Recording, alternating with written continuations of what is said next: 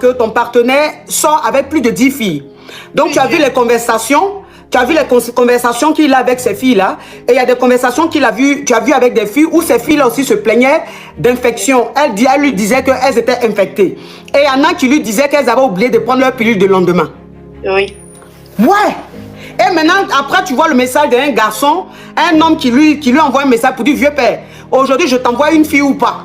Et lui, il a dit, non, aujourd'hui, là, je suis fatigué, j'ai envie de me reposer. Dames et messieurs, je vous souhaite la bienvenue sur cette nouvelle vidéo. Si c'est ta première fois de passer par-ci, n'oublie pas de t'abonner et d'activer la cloche de notification. Les gars, je vous laisse regarder la vidéo, on se capte dans les commentaires. Oui. Wouh!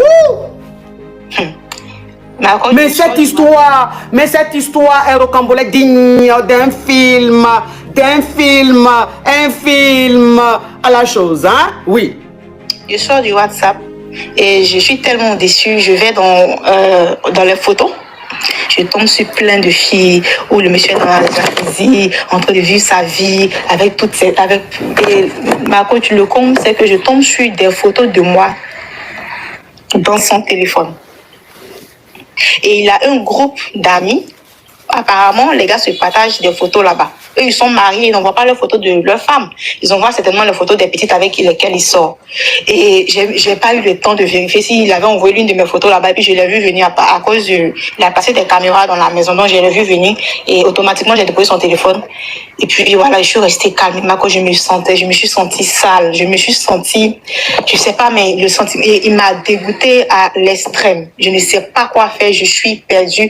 Je me pose mille et une questions. Si je vais lui dire, écoute, j'ai vu ça, ou bien si je me tais et puis je le laisse comme ça. Mais ça fait une semaine que je décroche plus à ses appels. Je suis dégoûtée. Je suis dégoûtée.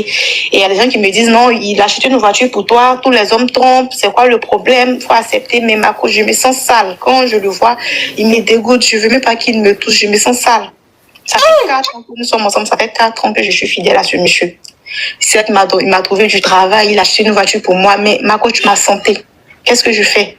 Qu'est-ce que je fais face à tout ça? Et il n'est pas prêt de changer parce que il y a tout le temps des filles, tout le temps, il y a des filles, tout le temps.